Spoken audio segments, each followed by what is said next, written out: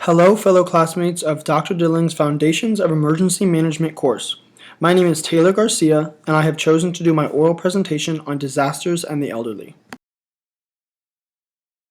Throughout my presentation, I will discuss the factors that make the elderly significantly vulnerable during and after natural disasters, the complications that are associated with the evacuation of the elderly during disasters, and preparatory measures that are necessary to promote both the safety of and to minimize the vulnerability of the elderly during natural disasters. Like children, the elderly are considered to be at higher risk during a natural disaster, as they tend to be among the least prepared and most vulnerable subgroups within a community. Unfortunately, we have learned this the hard way on numerous occasions in the past, three big examples being Hurricane Katrina, Hurricane Sandy, and Hurricane Irma. Of the 1,330 people known to have perished along the Gulf Coast as a result of Katrina, 71% of those in Louisiana were older than 60 years of age, and at least 68 people died in nursing homes.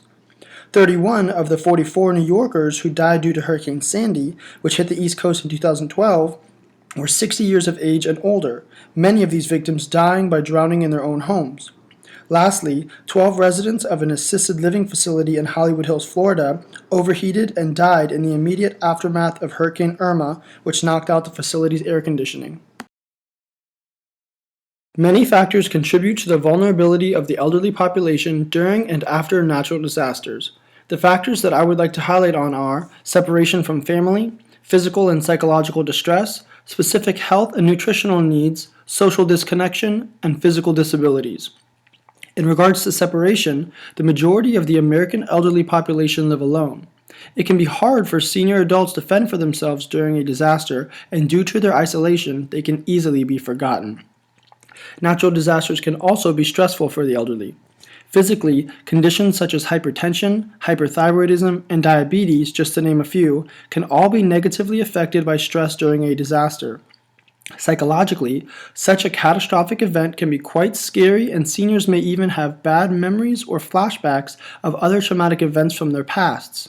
Stress can also come from limited financial resources or even fear of being put into an institution due to not being able to return home after a disaster.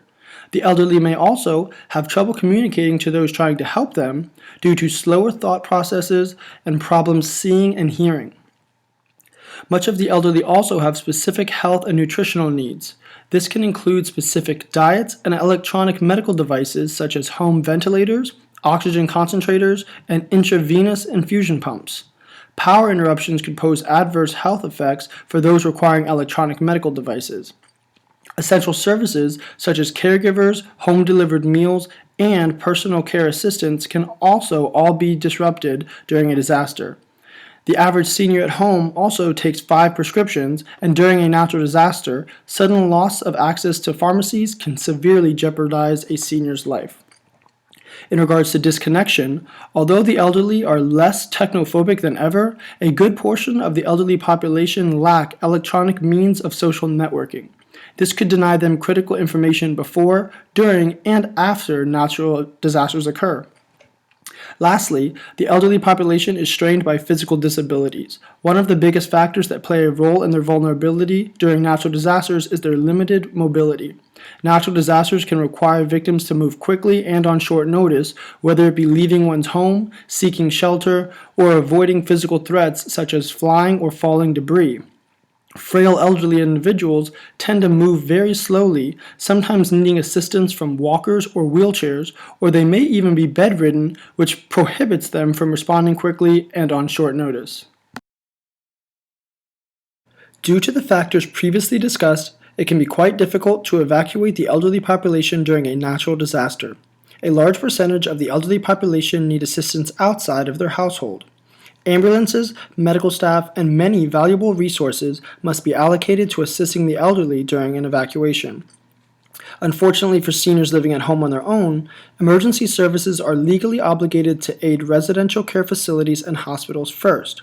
Speaking of residential care facilities, it can be tricky to evacuate nursing homes. For fragile patients who need oxygen, intravenous medications, or even life support, evacuation can be very dangerous. A study in 2017 found a sharp increase in mortality among nursing homes that evacuated compared to those who sheltered in place. Not only is it challenging to leave the facility, but it can be difficult to find a safe place prepared to house such a fragile group of people for days at a time. Although just transferring these residents to hospitals seems instinctive, this impairs a hospital's ability to care for those who need urgent care. Seniors living on their own must rely on family and friends, but if they are separated from family and their friends are of similar age and in the same dependent position, who is going to help these individuals evacuate? Overall, as you can see in the chart provided, the elderly population can be more difficult to evacuate than the non-elderly, as they may depend on electricity for life support systems, depend on others to allocate life support services, depend on medicine, and oftentimes depend on others for transportation. Preparedness is perhaps one of the most important aspects when considering the elderly population and natural disasters. After doing some research, it seems that there are three main steps for the elderly and those supporting them in regards to preparation for a natural disaster. These three steps are creating an emergency/disaster kit, making a plan, and being informed. When taking these steps, it is important to know the most common natural disasters to occur near the area in which one resides.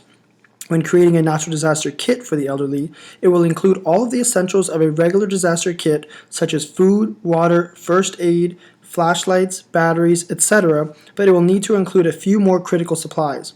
For the elderly, it is important to have enough prescription medications for at least 7 days, as well as things like an extra cane or walker for mobility and extra batteries for things like hearing aids. It is also important to review the contents of their kits every 6 months to check medication expiration dates and replace items such as food, water, and batteries as necessary. When making an emergency disaster plan, it is important for the elderly to meet with their family and others in their support network so that everyone is on the same page. The plan should include, but not limit itself to, a communication plan with emergency contact information, knowledge of their community's disaster plan, escape routes and meeting places, plans for pets or service animals, insurance coverage, and important records and documents. It's also important that the elderly review their plan every so often, as we all know memory tends to worsen with age. The last step is being informed. As previously mentioned, it is extremely important to know the hazards that can threaten your community.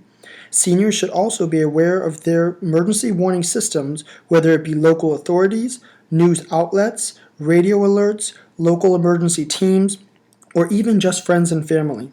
Seniors should know how they can stay informed before, during, and after a natural disaster. This concludes my presentation on disasters and the elderly. Hopefully, I have successfully been able to shed light on the factors that make the elderly vulnerable during a disaster, the complications associated with the evacuation of the elderly, and the proper ways for the elderly to stay prepared for a natural disaster.